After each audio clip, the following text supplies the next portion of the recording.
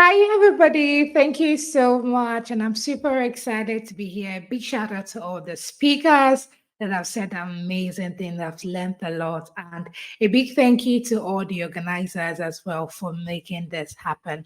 So, not to beat around the bush, I'm just going to go straight onto my topic. And what I'm going to be talking about is nexus between data gathering and branding for business. Now, we know that branding is something that every business needs to pay attention to, and that part of data gathering as well is very important because data is what we live on. I mean, when you go out, sometimes when you want to shop online, you check through the reviews so that you do not have the issue of what I ordered versus what I got. All of those things, those comments, those analytics, the amount of things people buy, all of these things are data. And believe me, we live and breathe on data. So I'm just going to just chat with us in a very short time about this particular topic. And pardon me, I'm also going to be going through my slides, and obviously I'm going to be sharing alongside with you. So the first question, if you say, okay, Dami, why should I pay attention to data? Now, data, like I mentioned earlier, is something that we all need to pay attention to. As a matter of fact, whether you're a business owner, you're an entrepreneur, you are a staff, even if you're just an individual or an employee, data is very important because if you do not pay attention to the data that you come across on a daily basis, it will be very hard for a business to make informed decisions. Take, for example, Amazon or even Konga or Jumia. For example, when you want to shop on Amazon, let's say you buy an item. The next time you're going to go back to Amazon again, you're going to see the same kind of product or something similar to what you ordered the last time because they want you to keep shopping. And that in itself is also what we call data gathering because they gathered your data in the back end for them to be able to say, okay, Shola or David has ordered for this item and we need to show him more of this particular item, and that is what data gathering is all about. Also, now mobile phone, I mean TikTok, Facebook, Instagram, Twitter, every platform. You notice that I don't know about you, but there's sometimes that I want to when I'm scrolling through Instagram, especially in the reels aspect, and I see a particular video, and then I scroll, I see another one. The moment I begin to engage in those contents, I begin to see something interesting and something related to that. And as a matter of fact, you just get glued to your phone to somebody come to say that you stayed enough on this platform. Same also, for example, when you're scrolling through Instagram, I don't know if, excuse me, if you've ever happened to have this experience. Let's say you wanted to search for an item and then you go to the search bar, say, for example, a bag. And then go to your search bar, maybe type bag to just see the different vendors that are on Instagram. And then you begin to engage with one person's content. The next time you go back to Instagram, you're going to see a sponsored ad that is related to that item that you search for. That is what we call data gathering. So, data gathering is something that every business needs to pay attention to. So, that is why we pay attention to data. Next one we are talking about is the benefit of data driving branding. So, meaning that what is that benefit you get from paying attention to your brand, to your data, in a way that it can also help your business in terms of the brand and the perception of what people have of your business. And what I wrote here is that enhanced, number one, we have enhanced audience targeting. Like I mentioned in the example earlier, when you pay attention to the data that you get from your audience, what do they search for using keywords like Google, using platforms like Google Analytics and things like that. When you begin to check, okay, what are these people looking out for? It can help you enhance your audience targeting. Say, for example, you're trying to do a sponsored ad, it can help you to know who are the right people that you are to target in your business. More impactful messaging. Now, a lot of brands, when they see how people are reacting to some certain things, it can help them to shaping the way they put their message out to people. For example, during COVID-19, a lot of businesses could understand and could read the room that we were in the middle of a pandemic. And so businesses began to change their messaging in a way that people could understand. There was this thing that happened maybe 2 years ago, I don't know, back in Nigeria. And that was when the video, I don't know how many people know about the video, but you should know about the video. But the video is a Nigerian artist. So what he did was it was trending on social media. He asked his friends to donate some money to him, and they did. And that money was quite huge. And what did he do?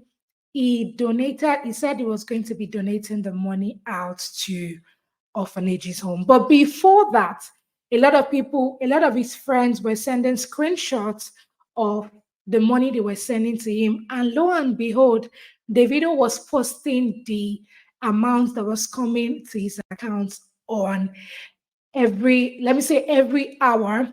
And the bank he was using was Wema Bank. And Wema Bank seized that opportunity because of the data they were able to gather online from the reposts to the reshares. And do you know what they did? They immediately asked the video to be more like their brand influencer. And of course, the video accepted. And because of that, the video started growing, making people have traffic. The video started making Wema Bank, have traffic on their site because of that single act of Wema Bank paying attention to data gathering. So data is a very important thing, and it can help a brand have a more impactful message. Another reason why data is important is because it increases customer engagement and experience. So, for example, companies that post online on social media, when you begin to see, okay, what are people searching for? When you make a content online, are people really resonating with this content? If people are, then this is an opportunity, or this is a way to tell your team that we need to be producing more content like this. Or if you do audio events, or if you write books, those ones that sell out the most can sort of be the pain point of your customers. And if businesses are able to take advantage of that, they're going to see an increase in their conversion rates and also in the way people come to buy from them. Another way the businesses benefit from data gathering is that it helps with improved return on investment. So when you gather data, you work on it, you use those data gathered to make informed decision, it's going to help your business improve on return on investment. There's also another one, which is increased personalization, meaning that you sort of personalize your messaging in a way that your audience would understand. Another way, again, is more strategic decision making, which is a little bit similar to the improved return on investment, because when you make accurate decisions through data, you can improve your ROI and make your shareholders or your business partners happy. Also, the last one is when you're able to gather data in an effective way, it helps with content, and it helps you to optimize your content in a better way if you're one that is into content creation or email marketing. If you're one that sends a lot of emails to people, which one is the one that people open more? Why do people open this? How long do people spend on your website? All of these things can help your brand have a more optimized way of selling to people, and it can also help your content creation process. So now we are going into how to gather this data. Now we've spoken about the benefits, we've spoken about why data is important, we've spoken about why businesses should take this serious. So if you're to ask, how do I then gather this data? I mean, okay, I understand the benefit of data now, but how do I gather this data? And then you can gather this data through different ways, but I'm just going to be focusing on 4 areas. Now, if you're somebody that runs a physical business, you can gather data from your customers by asking them in person. Not everybody, I understand that not every businesses are so active on social media. There are some businesses that you deal more with physical people. So that means that you can ask them questions like, oh, how are you? What do you think I can improve about my business? Do you like what you've been buying from me so far? All of those things, all of those questions you ask from them can help the business have a more informed way of saying that, okay, you know what, I've gotten this feedback from the customer and now I am ready to serve them better. So true, that is one way. Another way is through surveys and questionnaires. I mean, you see a lot of things of this in your email, or maybe when you finish shopping from a site and they're asking you, or what was your experience like? And then you click on like either the 4-star, the 3-star, the 2-star, and they say, can you put us a review? All of these things are data gathering. And that's why sometimes your favorite platform, or when you want to download an app as well, you go read the review from either your app store or your Play Store. And then if the reviews are terrible, you're not going to download that app. So surveys and questionnaires are one way to gather data. Social media monitoring, that's true. Your social media, okay, are people insulting your brand online? But in terms of social media monitoring now, I think that a lot of brands, especially in Nigeria, I mean, if you are a business that wants to grow, you should give people the opportunity to express themselves, whether in a positive or a negative way. I've seen situations where in Nigeria, which is not supposed to be so, that somebody would come on social media to say, or why I do not like this product. And before you know it, the person is going to be arrested, which is not supposed to be so. I mean, if somebody is buying your product and then they are coming on social media to give their review, one way you can turn the negative to the positive is by either somebody is by your team or your account itself responding to that person saying, oh, we are sorry, we are either going to replace the product for you or we are going to give you an exchange or a refund. Trying to manage that PR crisis is very, very important. And a lot of businesses do not know how to handle negative feedback. So, this is why you need to monitor your social media, because if you do not, you might just lose out on a lot of ways to improve your business. Same goes to entrepreneurs, a one-man business as well. What are people saying? If you want to start up a business, what are people saying about the business that you want to start? Yeah, people already there complaining that, oh, it's not working. Are people that are supposed to be your potential customers not buying into that product or service that you like, that you want to start? That data is very, very important. Another way you can track, you can gather data is through your website analytics, like I mentioned before, and customer feedback mechanism. So, how do you get customer feedback? You can either send them an email to tell them, are we serving you better? How can we improve our business?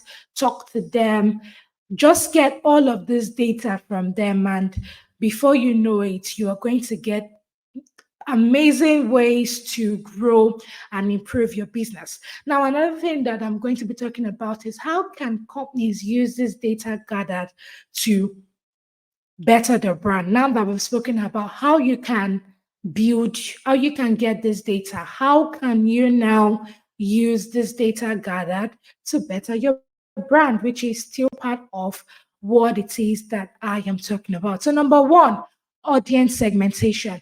Let us agree. I don't know about you, but raise your hand if you agree that not everybody is your customer. All right, raise your hands. Okay. So, yeah, not everybody is your customer. So, you need to be able to segregate your customer and segment them. So, that is where this data come in. When you've been able to gather this data, then you can be able to segment your audience. You can be able to personalize your marketing. You can be able to increase on the kind of product that you offer if you're somebody that built a lot of product. For example, people in the tech space, not every product that you create is going to be accepted by customer. Take, for example, Dangote. There was a time that Dangote was doing everything. I mean, I know of Dangote sugar. I know there was Dangote noodles, But I think that the demand for that noodles was quite low, and I don't say it anywhere. At least the time when I was in Nigeria, I saw less of those products over time. So you need to be able to gather, if once you gather this data, you can be able to say, okay, this is what people like, and then I can develop new products. I can let go of old products for my business. Another way you can use this data is through optimized brand messaging. That means that you can use this data to better optimize the way you communicate with people so that people can work with you. If you want your brand to be fun and people are engaging in the interesting and funny way your brand is presenting itself online, then by all means go for it, because after all, people are what make businesses. Another way you can do this is through customer experience. So if you get a feedback that your customer experience is terrible, using this data can help you know how to structure your customer experience in a way that your audience are going to be wowed, and they can be like, okay, my feedback was not a waste of time. And then the two more ones we have is competitive analysis.